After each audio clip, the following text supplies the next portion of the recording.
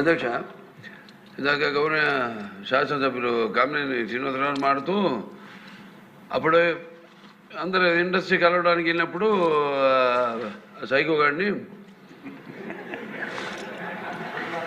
చిరంజీవి గారు గట్టిగా అడిగితే అప్పుడు ఈయన వచ్చాడంది అబద్ధం. గట్టిగా ఎవడు అడగలేదు అక్కడ. అది మీరు అన్నారు ఇందాక, ఏదో గట్టిగా అడిగితే ఈయన వచ్చాడు మళ్ళీ కలవడానికి, లేకపోతే ఏదో సినిమాటోగ్రఫీ మినిస్టర్ కలవమన్నారు అని. ఏంటంటే అండి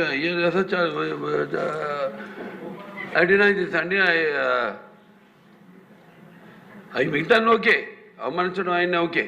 ఏదో ఆయన పెద్ద గట్టిగా చెప్తే ఆయన దిగి వచ్చాడంట కలవడానికి, లేకపోతే సినిమాటోగ్రఫీ మినిస్టర్ కలవమన్నా అంట.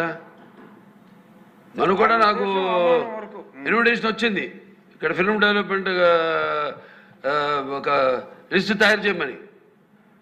నాది 9వ పేరు వేశారు. అది ఎవరో ఈయన నేను అడిగాను కూడా, దుర్గేష్ గారిని కూడా అడిగాను, గౌరవ సినిమాటోగ్రఫీ మంత్రివర్యులు కూడా అడిగాను నేను, ఎవడో అడిగేసిందని. This is what the respect a human being, even be opposition or us. 9వ పేరు వేశారు.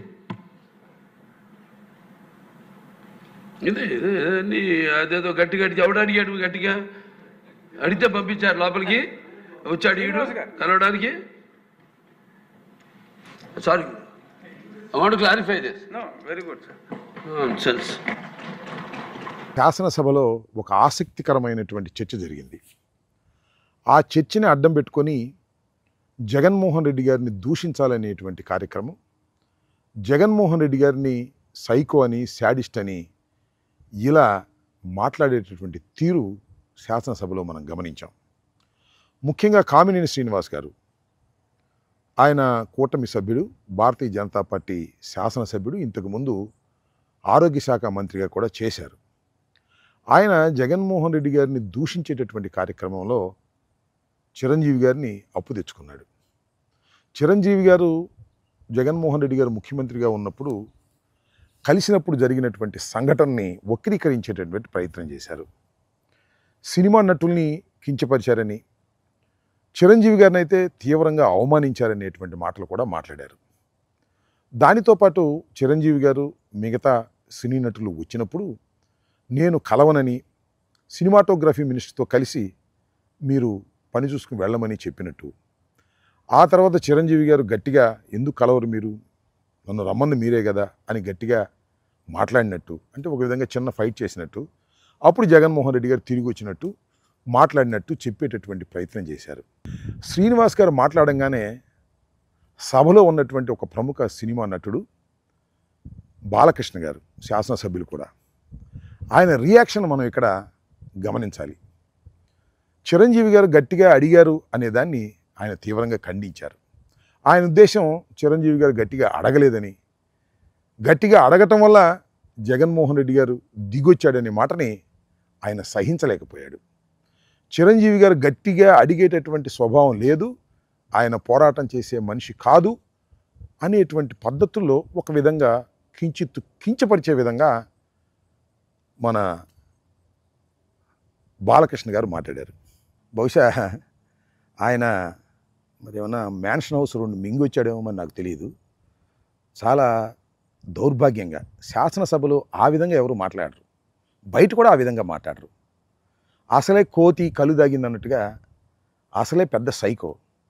దానితో పాటు 2 మ్యాన్షన్ హౌస్ ఆఫులు తాగి వచ్చినట్టున్నాడు, ఇష్టం వచ్చినట్టుగా మాట్లాడేటువంటి ప్రయత్నం చేశారు. జగన్మోహన్ రెడ్డి గారు వాడు వీడు అంటమే కాకుండా సైకో అన్నాడు. సైకో అన్నప్పుడు సభలో ఎలా నవ్వారో చూశారు కదా, కేరింతలు. ఇవలో విలువలు లేవు, సభలో గౌరవాలు లేవు, ఇష్టం వచ్చినట్టుగా మాట్లాడేటువంటి ప్రయత్నం చేస్తున్నారు. ముఖ్యంగా బాలకృష్ణ గారు ఆ విధంగా మాట్లాడటం చూస్తే ఒక విధంగా జాలి కూడా ఇస్తుంది. ఎందుకంటే బాలకృష్ణ గారు పెద్ద తెలివిగలవాడు కాదు, అమాయకుడు కూడా, సైకో, పేషెంటు. ఈ పేషెంటు సైకో కాకపోతే ఇవాళ చంద్రబాబు నాయుడు స్థానంలో ఆయన ఉండేవాడు. సరే, ఆయనకేదో ఒక శాసనసభ్యత్వాన్ని ఇచ్చి బావగారు గౌరవిస్తున్నాడు, దాంతోనే సంతోషపడుతున్నాడు.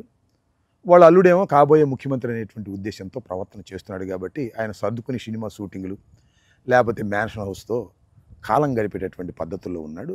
ఆయన జగన్మోహన్ రెడ్డి గారిని మాజీ ముఖ్యమంత్రిని వాడు వీడు సైకో అని శాసనసభలో అంటే నాకు అర్థం కాల. ఎక్కడికి పోతుంది రాష్ట్రం, ఎక్కడ పోతుంది తెలుగుదేశం? అడుగుతా ఉన్న సమాధానం చెప్పాలని కూడా ఈ సందర్భంగా చెప్పదలుచుకున్నాను. ఆ తర్వాత చిరంజీవి గారి రియాక్షన్ నేను ఇప్పుడే చూశా. ఆయన ఎక్కడో విదేశాల్లో షూటింగ్లో ఉన్నట్టున్నారు. ఆయన దానికి తీవ్రమైన ఖండన ఇచ్చారు. నేనే వీళ్ళందరినీ తీసుకెళ్ళానని, చాలా గౌరవంగానే ఆయన చూశాడనేటువంటి అర్థం వచ్చే విధంగా ఆయన మాట్లాడారు. అంటే ఇక్కడ జరుగుతున్నది ఏంటంటే, బాలకృష్ణ కొణిదెల కుటుంబాన్ని అంగీకరించే మనస్తత్వం కాదు. వారు పైకి ఎదుగుతున్నారు అంటే బాలకృష్ణ కానీ, బాలకృష్ణ అభిమానులు కానీ, కుటుంబం కానీ వెనక్కు లాగే తత్వం ఉందనేది అనాదిగా వస్తున్నటువంటి ఆలోచన. అది కొత్తగా నేను చెప్పాల్సిన అవసరం లేదు. కాకపోతే ఈ మధ్యన కూటమిగా ఏర్పడ్డారు కాబట్టి చంద్రబాబు నాయుడు గారు పవన్ కళ్యాణ్ని వాడుకునే పద్ధతుల్లో, చిరంజీవి గారిని వాడుకునే పద్ధతుల్లో ఉన్నారు కాబట్టి గౌరవం ఇస్తున్నట్టుగా నటిస్తున్నారు. సందర్భం వచ్చినప్పుడు గౌరవాలన్నీ పక్కన పెట్టి తమ స్వార్థాన్ని చూసుకునేటటువంటి మనస్తత్వం కలిగిన వారు నారా కుటుంబం, అదేవిధంగా బాలకృష్ణ కుటుంబం, నందమూరి కుటుంబం కూడా అనే విషయాన్ని దయచేసి గమనించాలని మనవి చేస్తున్నాం. ఈ విధంగా శాసనసభలో అసందర్భంగా చర్చ తీసుకొచ్చి కామినేని శ్రీనివాస్ గారు కానీ, బాలకృష్ణ గారు కానీ ఈ విధంగా మాట్లాడడం అనేది సభా మర్యాదలకు భిన్నమైంది. దాంతోపాటు ఆ పైన కూర్చున్న ఆయన కూడా మీకు తెలుసు కదా, జగన్మోహన్ రెడ్డి గారిని ఏ రకంగా దూషిస్తే బాగుంటుందని ఆలోచించేవాడు, ఆనందపడేవాడు. ఇది సభ జరుగుతున్నటువంటి తీరు. ఈ సభని ఏమనాలి అని అడుగుతా ఉన్నా. చంద్రబాబు నాయుడు గారు సభ కౌరవ సభ అన్నాడు అప్పుడు. మరి వాళ్ళ జరుగుతుంది ఏ సభ? ఇది రాక్షస సభ కాదా అని నేను అడుగుతా ఉన్నా.